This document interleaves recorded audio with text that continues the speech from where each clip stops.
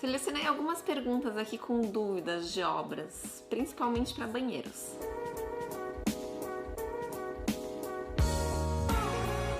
Sempre que você quiser me fazer uma pergunta, é só colocar aquela hashtag trocando ideia em qualquer vídeo aqui do canal ou do Esquadrão de Cinza. A Mafalda Coelho me perguntou, para fazer um nicho na parede, qual a espessura de segurança que essa parede deve ter? Olha só, Mafalda, se você tiver numa parede interna, ou seja, se essa parede for divisa com seu quarto, por exemplo, ou com a sua sala, ou com o corredor, mesmo ela sendo fininha, você pode vazar. Você pode fazer o buraco ali e vazar para o outro lado. Você encaixa o nicho com o fundo, se for um nicho em pedra, ou mesmo que seja um revestimento, você faz ali o revestimento no fundo e depois, atrás dele, você passa uma massinha, passa uma argamassa ou até um reboco mais fininho e dá um acabamento de pintura. E aí não tem problema se ela for fininha. Agora, se for um nicho numa parede da fachada de um edifício, por exemplo, aí você tem que tomar cuidado. Olha pela janela, é uma dica boa. Quando você olha pela janela, ali o peitoril,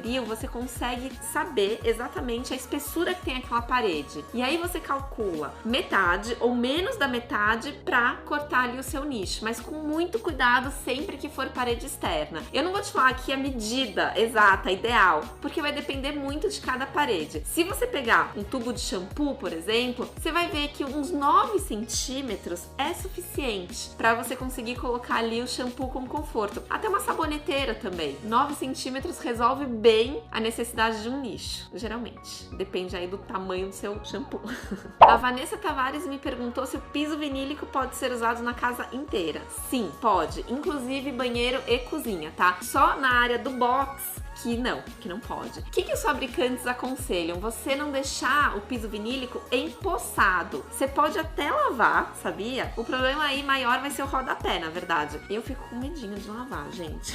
Mas eles garantem, eles falam que pode sim lavar, só não pode deixar empoçado e a água ali parada. Agora numa cozinha, pegar um pano bem úmido, limpar bem, até passar um sabãozinho, não tem problema. Então pode usar na casa toda, menos no box. A Vanessa Rodrigues me escreveu que ama as minhas dicas, obrigada Vanessa. E ela disse que um parente dela tá com um problema na marcenaria do banheiro, que estufou. Se pudesse dar dicas para evitar isso, iria amar. Olha só, Vanessa, provavelmente esse seu parente aí, ele tem um problema de vazamento no banheiro. Porque olha só, gente, nenhuma marcenaria estufa sozinha. Por mais vapor que tenha no seu banheiro, esse vapor não é suficiente para inchar, para estufar nenhuma marcenaria, tá? Então a primeira dica é consertar esse vazamento que deve existir por aí, ou uma inclinação errada de bancada que tá escorrendo ali na portinha dessa marcenaria. Já vi muito isso acontecer também. Pra evitar tudo isso, né? Porque às vezes tem lá um pinga-pinga, tal, não viu e deixou acumular um pouquinho. Você pode usar uma marcenaria feita com aquele material Ultra, que ele é um material náutico, a gente chama, que ele é muito mais resistente à umidade. Eu chamo de MDF Ultra. Você consegue diferenciar até pela cor desse material. Geralmente ele é verde. É como placa de drywall verde, sabe? Que a gente usa também para banheiro. Os verdes acabam sendo indicados contra a umidade. Adorei essa pergunta da Sandra. Sandra Regina Costa. Paty, como criar um ponto de ducha higiênica sem danificar o revestimento existente? Eu já comentei isso num vídeo que eu fiz, eu não lembro exatamente qual foi. Que eu peguei o pontinho onde estava alimentando a caixa acoplada do vaso sanitário e coloquei ali um T, uma conexão em T. Então, o ponto aqui da parede manteve o original. Isso eu tô falando se você tiver um vaso com caixa acoplada, tá? E aí este pontinho aqui na parede é o original e o T serve como 2 pontos de saída. O que tá para baixo pode continuar alimentando o vaso sanitário e esse de cima vai alimentar a sua ducha higiênica. Pronto. Só com uma conexão em T, ali você resolve o seu problema. Você cria esse novo ponto. Se você não tiver caixa acoplada e for válvula hidra, aí você não tem nenhum pontinho ali de água na parede. Aí, o que você pode fazer? Correr. Eu já fiz isso, sabia? Você pode correr por dentro do seu gabinete com uma tubulação externa. Você imagina que o vaso sanitário esteja do lado do gabinete, tá? Então, voltando, dentro do gabinete. Você corre com uma tubulação externa do ponto de água até a lateral do armário. E na lateral, você coloca ali uma conexão e prende a ducha higiênica na lateral dessa marcenaria. Vai ter que tomar cuidado para não ficar pingando ali na lateral do armário, porque como eu já disse na pergunta anterior, na resposta anterior, a marcenaria não é pra ficar recebendo água. Então,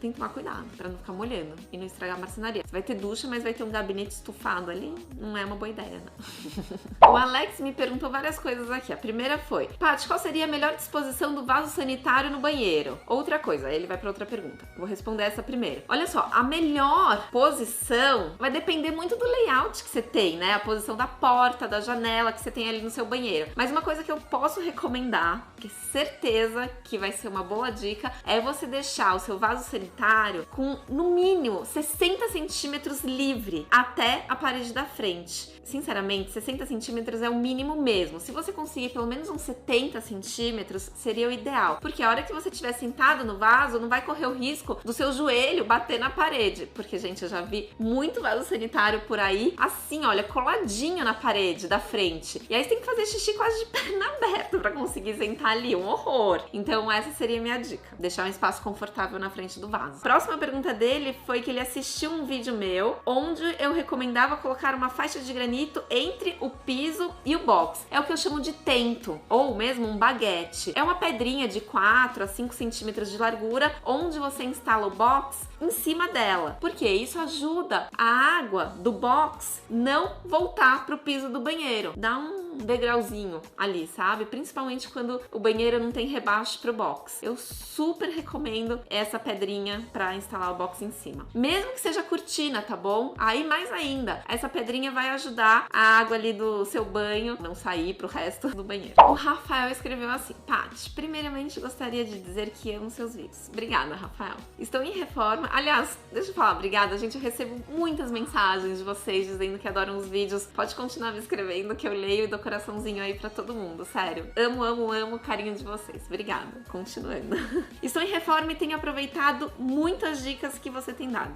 Legal, Rafael. Tenho uma dúvida sobre revestimentos. O meu banheiro está com os revestimentos que foram entregues pela construtora. Deve ser aqueles básicos, sabe? Branquinho. E eu queria muito trocar por outro. O que você indica? Sobrepor ou retirar todo o antigo? Vamos lá. Se você retirar o seu revestimento antigo, você vai estar ganhando ali uns 2, 3 centímetros, né? No tamanho todo do seu banheiro. Porque assim, quando você coloca piso sobre piso, você perde aquela espessura. Ah, mas são só 3 centímetros. Ok, mas para um box pequenininho, 3 centímetros às vezes pode sim fazer falta. Outra coisa, provavelmente você vai ter que usar um prolongador nos seus registros ali dos misturadores do chuveiro. Por quê? Esse revestimento, quando ele aumenta a profundidade, depois o encaixe do acabamento do registro não entra ali, não dá conexão com o miolinho do registro. E aí você precisa dessa pecinha que não é barata, sério. Custa em torno de uns 60 a 80 reais cada pecinha dessa, cada prolongador. Então você faz bem as contas ali pra ver se vale a pena, tá? E aí dá tudo certo. Se você for retirar o revestimento antigo, você não vai perder esses 3 centímetros, mas você vai gastar com a mão de obra pra demolição e caçamba. Fora o acúmulo, né, de entulho no meio ambiente. Mas também você pode tentar tirar esse revestimento com um certo cuidado e doar pra alguém aproveitar esse revestimento antigo. Já fiz muito isso, gente, sério. Já consegui tirar revestimentos inteiros. Geralmente você perde uma ou outra peça, mas se tirar com cuidado, dá pra salvar muita coisa. É isso. Se vocês tiverem dúvidas de qualquer assunto, continua me escrevendo, sempre com a hashtag Trocando Ideia. E me fala se gostou do vídeo, se inscreve no canal e no canal da Dissenza. Beijo, valeu, tchau!